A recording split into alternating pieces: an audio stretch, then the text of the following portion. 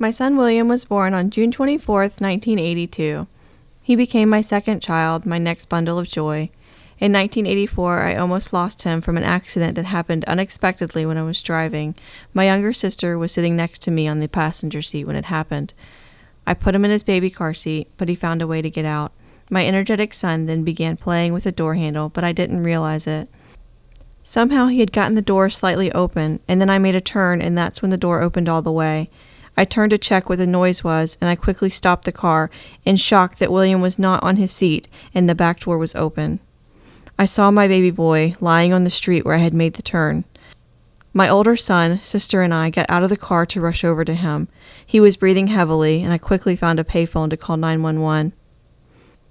When the ambulance came, they rushed him to St. Joseph's Hospital. I was worried, very worried. He was in a coma. My son was transferred to a special children's hospital in Mountainside, New Jersey. I prayed and prayed that he would live, but only time would tell. He was in a coma for 3 months, but I still had faith that he would wake up. I did whatever it took to see my baby. The hospital was far from our home, about 2 hours away, maybe even more, but I let nothing hold me back from seeing my son. 3 months was a very long time, but I visited him faithfully. I wasn't sure if my prayers were worth it anymore, but then a few days later, a miracle happened and my son woke up from his coma. It felt almost as if an angel was giving me back my son. It was joy and happiness. Thank God my baby boy came back to me. He survived a traumatic brain injury in which he had internal bleeding. It was a miracle because at one point he lost his pulse and almost passed away. After we got to bring him home, he was still in and out of the hospital for months. Through all of this, I was really happy my son was given a chance to live again. Growing up, Willie struggled a lot, but in many ways he was like any other little boy. Throughout the years, he and his older brother Eddie loved to watch the Ninja Turtles on TV every Saturday morning. He would lay on the rug watching cartoons.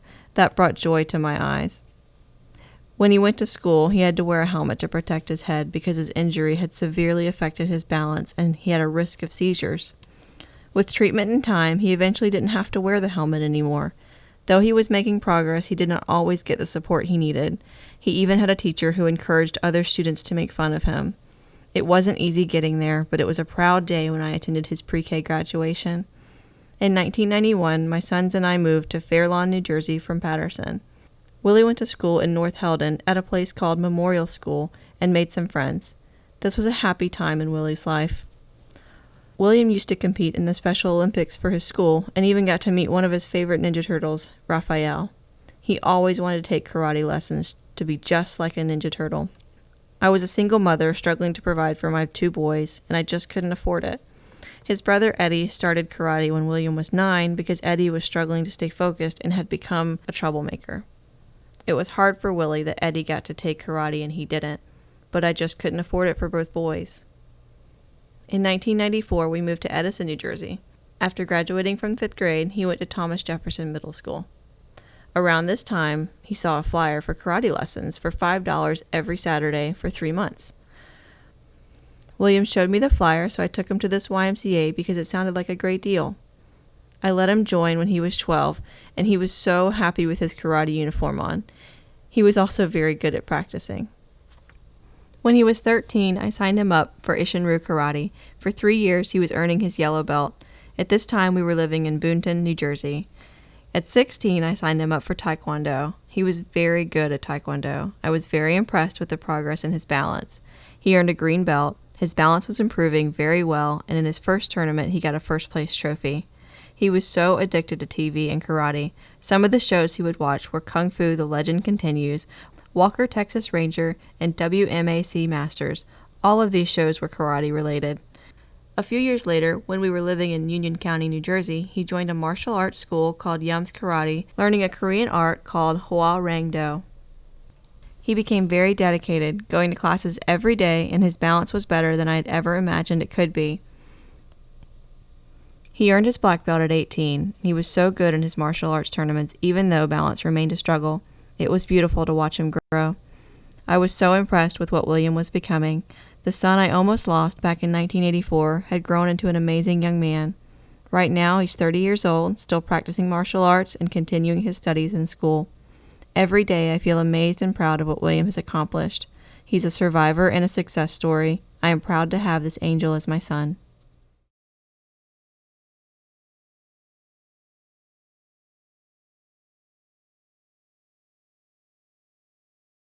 I was inspired by the Ninja Turtles to do martial arts. For 1987, I would watch Bruce Lee movies with my grandfather.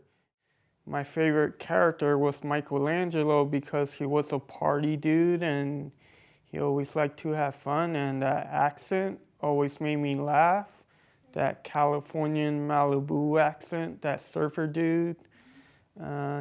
He was my favorite, and I love nunchucks.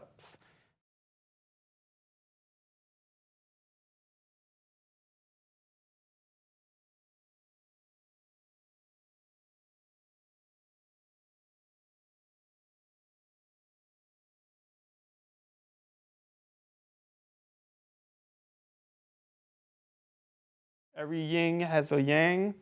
So what we do is balance ourselves. We focus on the third eye, and that's basically what martial arts is all about. Martial arts gives you a more balance and respect for yourself, and it helps you develop self-esteem. It helps you develop self-confidence.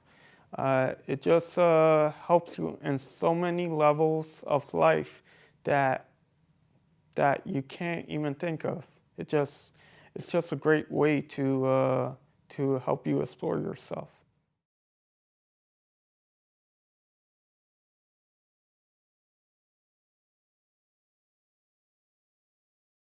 In Valley Brook, in Valley Brook Avenue or Valley Brook Street.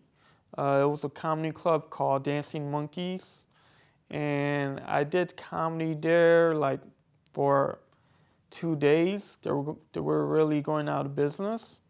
After that, I didn't really know where to go, but then I did open mics here in New York City. I started at Ha Comedy Club in Times Square, but then I came back like 3 years later after I started there.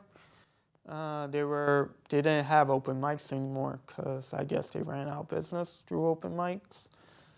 So then I started open mics at Broadway Comedy Club.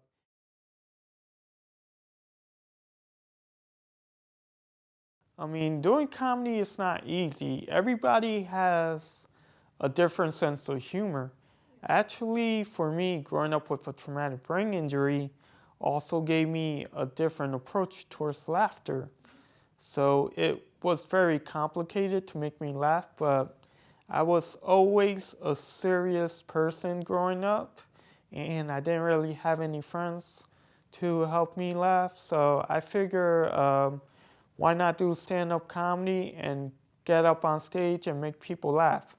I'm really a very confident person, to be honest.